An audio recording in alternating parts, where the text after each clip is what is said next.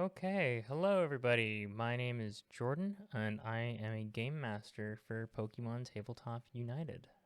I run a series of games on Start Playing Games called PTU, the Social Ecology of Kanto.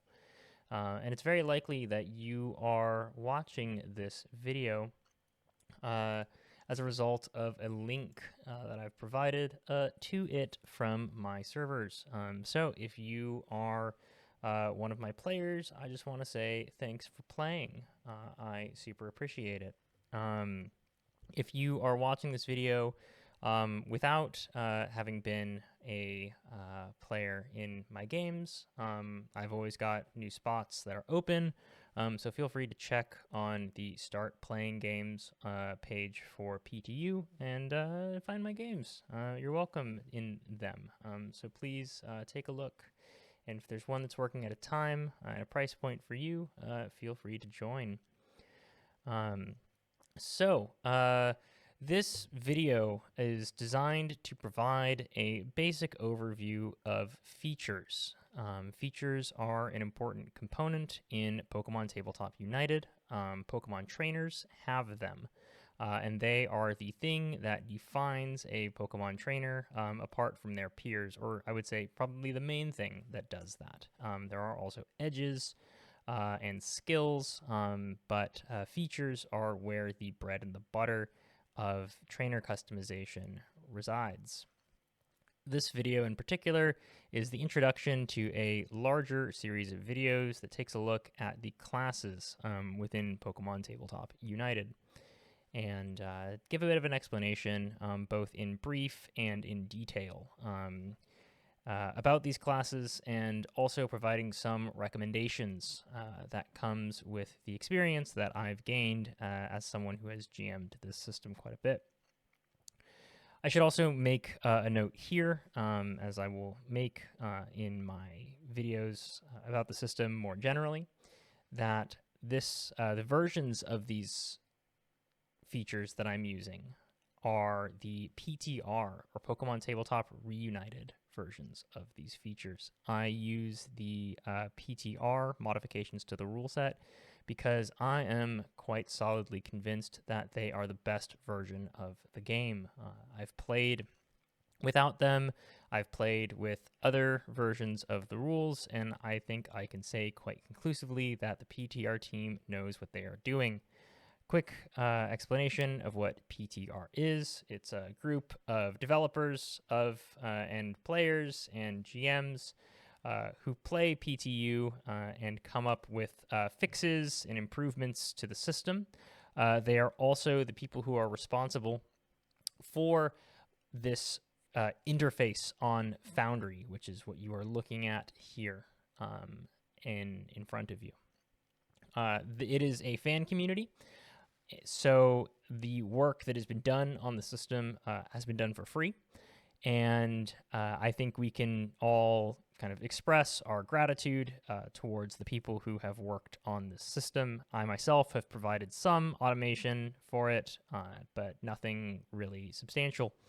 And it's my hope that these videos contribute a little bit towards the community and the people who are invested in improving the quality of play of Pokemon Tabletop Reunited throughout the world. So yeah, without further ado, let's talk about features. So first of all, let's look at the anatomy of a feature, kind of what is a feature. And I'm going to pull up a character over here. Get Kaoru is the particular trainer that I want to focus on here. I'll bring him down over here, and we'll bring this feature over here. So, a feature has a handful of different components to it. First of all, you have the feat's prerequisites. In this case, it is Novice Athletics and Untrained Command. If we take a look over here at our skill sheet for our trainer, we can see that this trainer has both of those things. Or actually, they do not have Novice Athletics, so they would not be able to take agility training. They do have untrained command. In fact, they have a virtuoso level of command. This video is not going to be about skills. That will be handled at a later date. So most features will have prerequisites that you need to fulfill in order to receive them. In particular, there are some feats that you are able to acquire without meeting the prerequisites, but this will be stated explicitly on the feat that gives you that feat. I'm thinking particularly about the training features that you receive at character creation. You do not need to abide by the prerequisites for those training features at character creation. And we'll talk a little bit more about training features when we arrive at them later on in the video. This video is going to be dedicated to talking about features in general, class features and general features, talking about their utility in league battles and non-league battles as a way of evaluating their efficiency or their efficacy. And I'll provide some recommendations for general features that I think are quite useful for you. So, but let's kind of return to this discussion about the anatomy of a feature. First of all, we want to look also, moving on from the prerequisites, we want to look at the frequency of a feature. Pretty much everything in PTU will have a frequency that is listed, whether this is a move that a Pokemon uses during a battle, or if this is a feature that is used. Training features are special, as their action economy kind of indicates here. They are used at will, so you can use them every turn if you would like to. And they are not bound by any scene or daily restrictions. Again, this is not really a video discussing frequency, but you can find that information listed here. Training features are quite special, as we will talk about once we get into them. We can see that there's also a series of keywords that are here, both training and orders. This tells us that this agility training is both an orders and a training feat, and that there are different things in the game that will interact with this feature as a result of it being a training feat and an orders feat. Beneath this, you have a description of what it does. The target becomes effect agile until the end of the effect duration. Agile Pokemon gain a +1 bonus to movement and +4 to initiative. So this is what you're going to see a feature look like. This is a general feature in particular. Let's take a look at what a class feature looks like. If we come over here to Kaoru, we can see one of their class features. This is Ace Trainer, and you can tell that it is a Ace Trainer, or that it is a class feature, because it has this black background on it with this golden crown. Class features are necessary in order to take any features that are associated with the class. So for example, you can see here, Kaoru has the Ace Trainer class feature and has a number of other features that are in the Ace Trainer class feature list. And you can find this sorted on here in the Features tab on the Compendium browser underneath Class. Go to Class, Ace Trainer, CR, and you can find all the classes that are right here. This is a good time to talk about the different versions of the classes as they are expressed in PTR. In PTR, there are the base features from the base core rulebook, and then there are the improvements that PTR has made to the game. These are expressed in this CR or class rework. This represents the modifications that PTR have made to the class, and we are always going to play with the CR version of a class when it is available, with the exception of when there is a Friendship and Spirit playtest version of it available, such as in the case of Channeler. And Channeler is a good example because it has both a Friendship and Spirit playtest version, a class rework version, and a base version of the class. And so in this case, we are going to play with the Friendship and Spirit playtest version in my games. Right. So if we take a look, kind of talking about training features just very briefly, we see that Elite Trainer, one of the prerequisites is Ace Trainer, which is the class feature that we have here. And we can see that it gives us the ability to take one of the training features, even if we do not meet the prerequisites. So this is one of the features that I was talking about earlier when you get to ignore the prerequisites of other features when another move gives it to you. I'm sorry about that. Okay. And if we return to our look, if we return to our look at the Ace Trainer feature, we can see a couple other things. Again, Novice Command, making sure that we have a skill that's associated with it.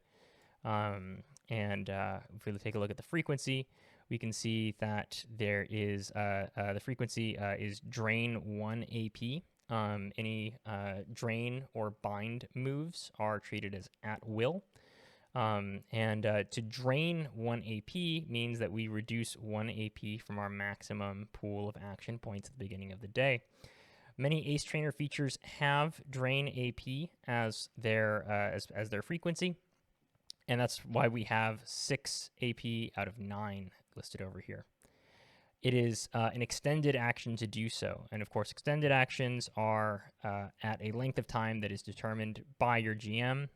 In this case, we actually receive the trigger for it right here. You spend at least half an hour training your Pokemon, so we can assume extended action has something to do with spending at least half an hour training your Pokemon. Right. So that's generally what a feature will look like. So before we talk about which features are good, which features are bad, we should talk about how we're going to evaluate this. And we can take a look at this document that I've pulled up, or that I've created here, where that sorts the classes into league classes and non-league classes in order to get an idea of the different situations in which we might want to use these features that we've picked up. As you can see, the classes split roughly down the center, at least the legal ones, into league and non-league classes. A league class, or a league legal class, we can say, is a class whose features are mostly, if not entirely, applicable to those of a league battle. A league battle is a very particular way of battling, and we'll discuss it maybe in a little bit more detail in a video pertaining particularly to this subject. But a league battle is a battle where both participants have agreed upon a set of rules established in advance. These rules have been established by the Pokemon League, and the goal of the league battles is that it respects both the Pokemon and their trainers in the battle to ensure that no harm is done to the trainers and no undue harm is done to the Pokemon that are involved in the battle. In addition to that, it ensures that the battle that takes place is a battle that is centered around how well the trainer has trained their Pokemon. And this is where we begin to get to some gray areas in the league battle rule set. And these gray areas are intentional. These are questions that are open and that are interpretive, I should say. And I think there's room to kind of play around with this in here. My goal is not to give you a list of rules that are impeccable and sort of morally unapproachable, but rather to show you these league rules as something that has been socially constructed. To that extent, you'll notice a couple things that appear on the non-league classes list as opposed to the league classes list. Primarily, that there are no supernatural classes that are on the league class list. All of the supernatural classes are here. And that is because in the setting, not necessarily in character creation, in the setting, those who have access to supernatural abilities are a privileged select group of people. That not everybody has access to supernatural abilities. And so if the goal of the rule set is, say, to create an egalitarian or equal playing ground for trainers to test their training with their Pokemon, and not everybody has access to supernatural abilities, then we have to curtail the ways that supernatural trainers or trainers with access to supernatural abilities can utilize those abilities on the battlefield in order to prevent giving them an unfair advantage. And that's sort of where this distinction is brought into play, at least with regards to these supernatural classes. Because there are some classes, like Sage, for example, who have some abilities that are perfectly legal in league battles, with the exception of the fact that they are supernatural. And in some of my games, Sage is a legal class, but for the sake of making a general statement about the games that I run, Sage is not a legal class. But really, again, this is kind of a general statement. You will find some abilities in each of these classes, and some of these classes down here, that are going to have legal utility. Athlete, in particular, has some legal utility in the form of a feat called coaching. Musician has some legal utility in that you can perform your songs during the Pokemon battle, but you're just not really going to be in a position where you can, and it generally gives you things that are more useful for non-league battles than it is for league battles. And on top of that, medic, league battles do not allow the use of items that are not held by the Pokemon or are not consumed in the form of a digestion buff in advance. So these are not meant to kind of be hard guidelines, in much the same way that Researcher, many of the subclasses in Researcher, contain classes or contain abilities that are more useful in non-league situations than they are in league situations. And that's primarily what these asterisks represent, places where these categories get a little bit fuzzy when talking about classes. So now that we have established the general rules for league battles and non-league battles, it's pretty easy to say that league battles provide abilities that are more universally applicable. Things that you can do in a league battle, you can also do outside of a league battle, in a non-league battle. But things that you can do in a non-league battle are not things that you can do in a league battle. For example, using moves. But again, we'll discuss this more when we talk about league battles versus non-league battles. But I just want to give a bit of a criteria for the way that we can discuss the utility of many of these classes and features going into a broader discussion about features. So let's return to the Foundry page. I had previously talked about class features and general features, and this video is going to be about general features in particular. So the general features that I would like to talk about are primarily general features which are useful because they expand your action economy, or they improve your action economy. And they are more relevant to general builds. They will be useful regardless of which build you have, which classes you decide to take, what Pokemon you have. But of course, the specific utility of these moves, or whether or not these features are more important to you or less important to you, will be determined by those things, your classes, the Pokemon you have, etc., etc.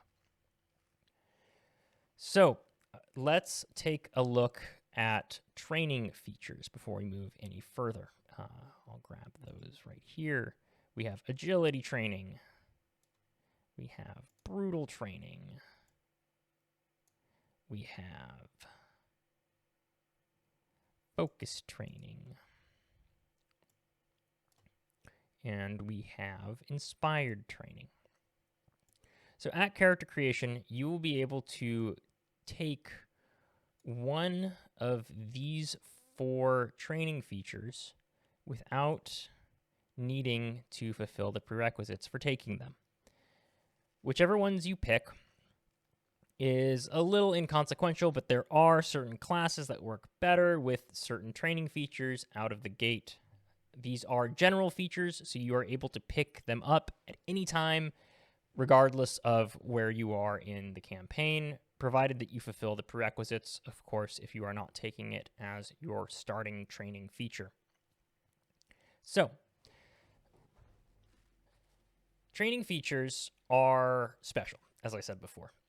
They can be used to train a Pokemon during the 30 minutes at the start of the day where you are training your Pokemon, 30 minutes to an hour. It sort of depends on the GM. I normally run with an hour, and I'm pretty sure in the rulebook it also says an hour, but I'm trying to recall that immediately, and it's not necessarily coming back to me, and I don't want to stop this video and check. So, and during this time, you can apply this effect Brutal to the Pokemon during experience training, during a training at the start of the day.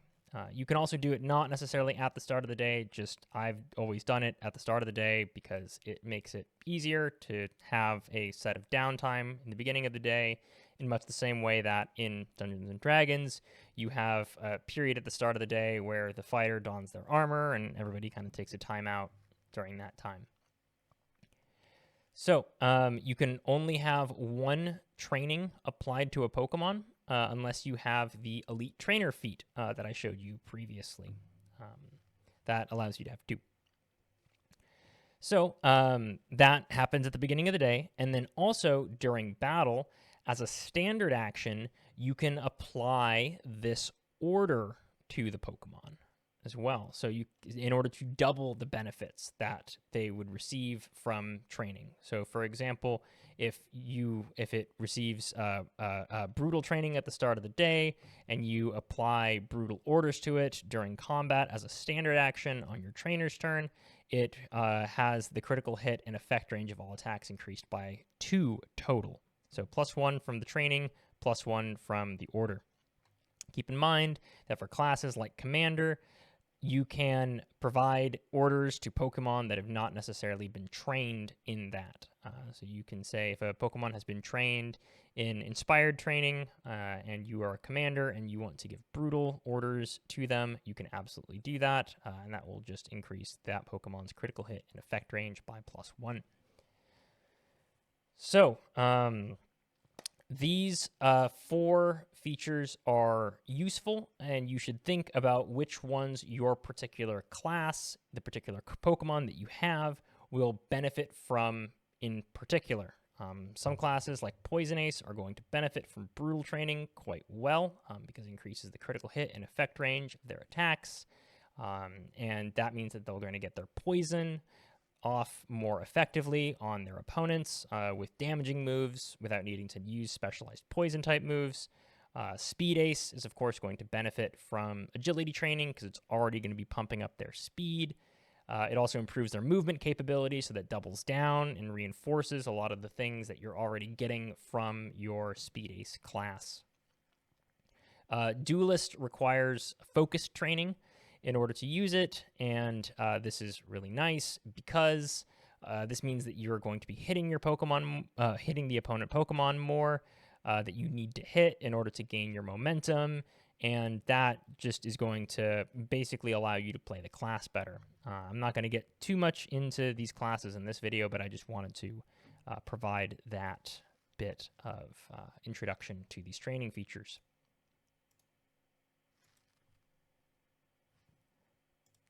Now I want to talk about a feature that is related to these, and that is Commander's Voice.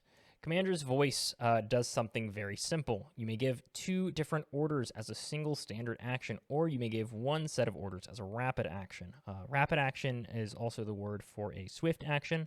We are in the process right now, kind of as we speak, of changing the wording of actions, particularly the swift action, into the rapid action, as it's referred to in the text. But just to give you A bit of context, right now, both swift action and rapid action are synonyms for each other. So this allows you to apply 2 orders as a standard action or 1 order as a rapid action.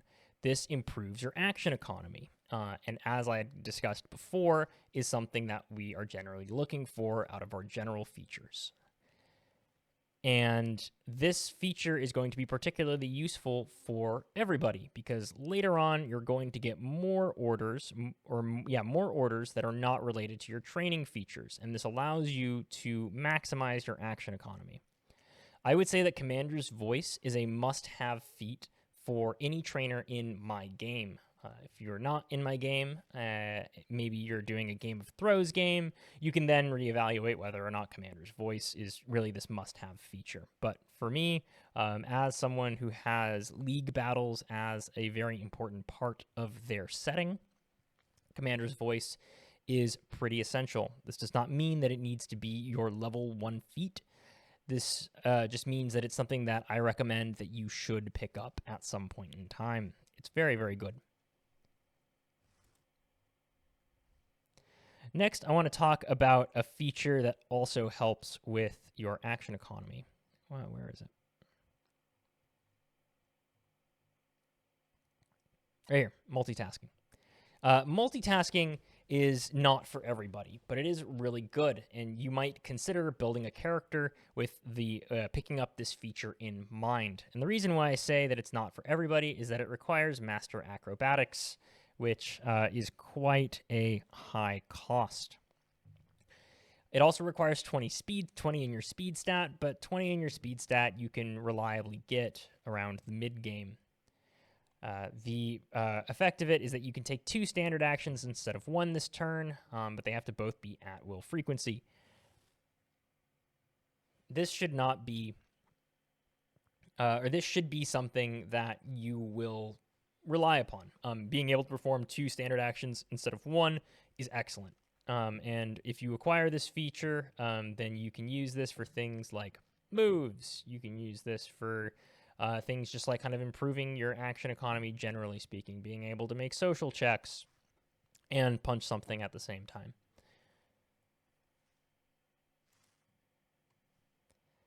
Next, I want to talk about a pair of feats: command versatility and fighter's versatility.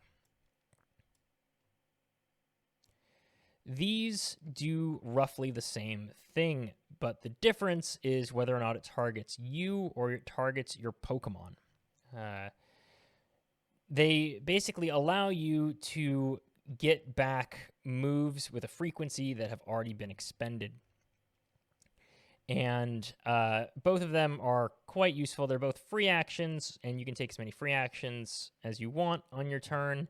So I would say that both of these are quite valuable. Command versatility does require an action point to use, but that shouldn't be that much of a problem. It does force you to consider whether or not you want to go into it. But the nice thing about it is that you can continuously spend this action point. The prerequisites are not terrible either. Just adept in one of these 3 skills.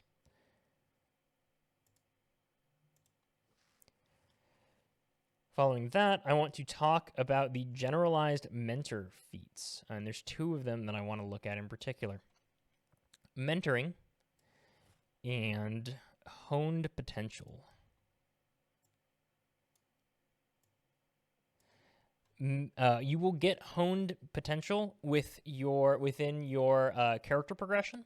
At some point, you will acquire this as a general feature for free in your character progression. But if you already have it at the point in time when you would acquire it for free, you simply get another general feature. The prerequisites for this are quite steep. Level 20 or 2 of Charm, Intimidate, Intuition, or Pokemon Education at Expert rank, but it has a very powerful effect in that all of your Pokemon have their base move limit increased by 1. So they can learn 7 moves instead of 6. This is awesome. More moves on your Pokemon means more utility in battle, more moves to choose from, more builds that you can have. So highly, highly recommend Honed Potential, even picking it up before level 20. In addition, when you have these skills at or one of these skills at master rank, you can have 4 moves from your move list come from TM's remove tutors. This is also excellent because it means that you can get more moves that are not from your learn set, increasing your customizability of the Pokemon and allowing this Pokemon to serve a more specific function on your team. In addition, you have mentoring over here.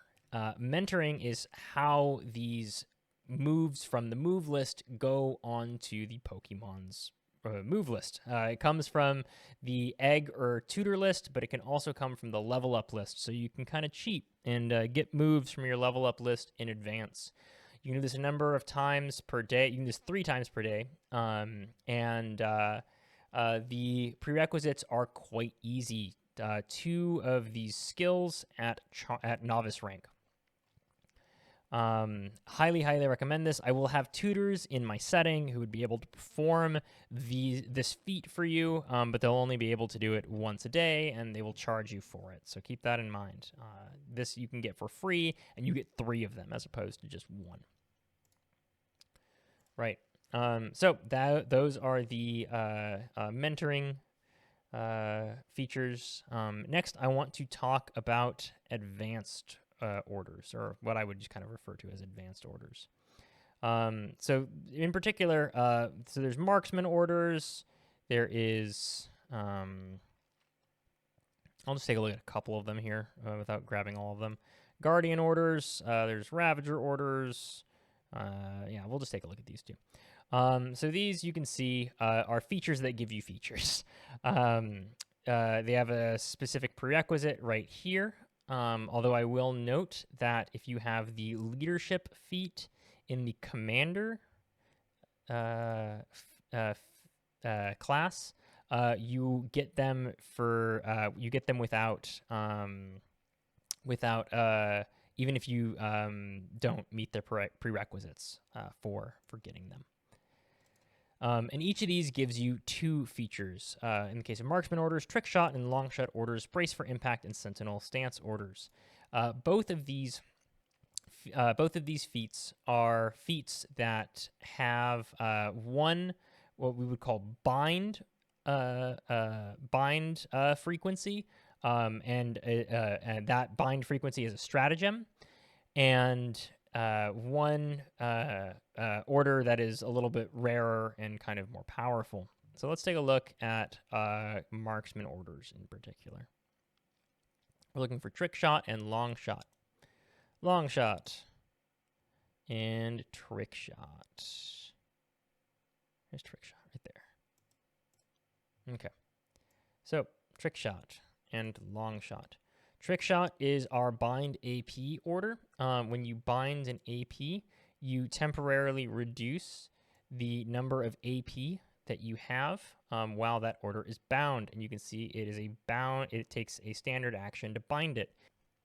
You either have to bind, so you can bind it alongside giving another order as your standard action if you have Commander's Voice. And you, because it has this orders keyword here.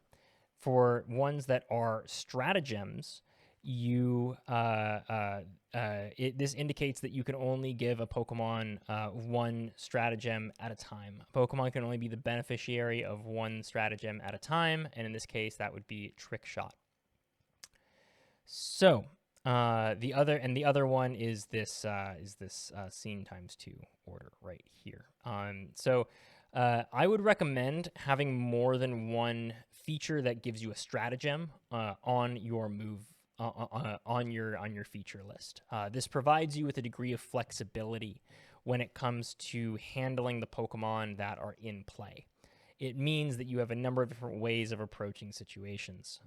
But also, if you just have 1 bind to AP stratagem, most stratagems are bind to AP, then that's also fine. But that's going to be your stratagem spot that's filled.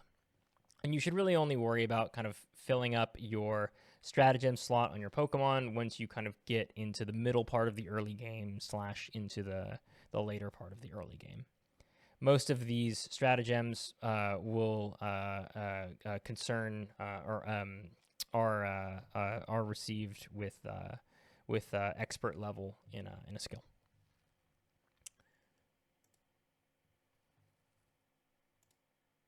Next, I want to talk about Focused Command. Focused Command is a feature that is available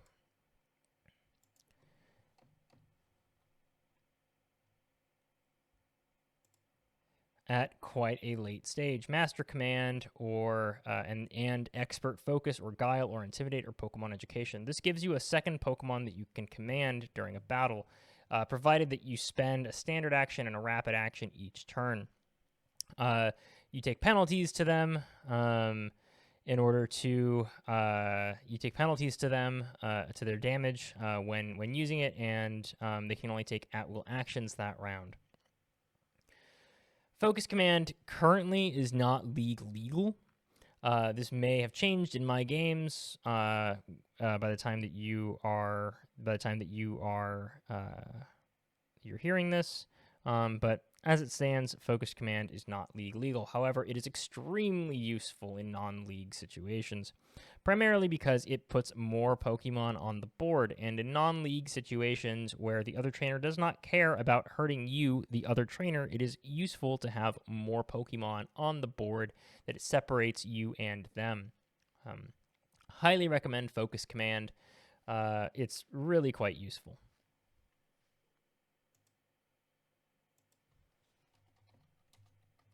The last one that I want to talk about is type expertise. Type expertise is something that will be useful in a non-league setting as well, and it's going to be particularly useful for a trainer that has a number of moves that are related to a single type. In particular, type expertise is useful because it enables you to gain same type attack bonus or stab for the chosen type, increasing the damage base value of those moves by 2. Most classes that provide moves to a trainer provide them with some kind of theme. The supernatural classes tend to be psychic type moves. The rogue classes tend to be dark type moves, etc., etc. So just being able to improve your damage base with those moves is going to be extremely useful. So type expertise is a feat that I would recommend if you find yourself picking up many types of moves related to a single type. And with that, I'm going to conclude this video about general features. I will see you in the next video where I talk about classes and different class features, and we will go into a discussion about a handful of classes. So thank you very much for watching, and I'll see you in the next video. Hi there, a bit of an addendum to the previous video. I wanted to talk really quickly about this feat, Quick Switch. Quick Switch is a feature that you get for free when you take the Juggler class, and the Juggler class actually makes it more efficient, reducing this frequency cost right here to a 1 AP as opposed to a 2 AP. Its prerequisites are quite low, as you can see, Novice Acrobatics or Guile, and it's quite useful in league battles, primarily because in league battles, if you recall a Pokemon, and this is just with the switch action, by taking a standard action to recall and replace a Pokemon that you have on the field without it fainting, then you will have to give up your Pokemon turn during the turn that it comes out. And because of the way that trainer battles work, this usually means that if you're doing this on your trainer's turn, then you're giving up your forthcoming Pokemon turn. So Quick Switch is a way around that. Quick Switch, you can spend 1 or 2 AP as a free action when either your Pokemon faints or when an opponent sends out a Pokemon. So this gives you a little bit more flexibility as to when you can switch your Pokemon as well. allowing you to return and send out a new Pokemon as a free action. What's really nice about this is that you do not lose a Pokemon turn. Keep in mind that you don't lose a Pokemon turn in a non-league battle, but in a league battle you would. So I would say Quick Switch is also very, very good if you are going to be doing a lot of league battles in your campaign. And in my campaign, we are. So, yes. Yeah, thank you, everybody. See you.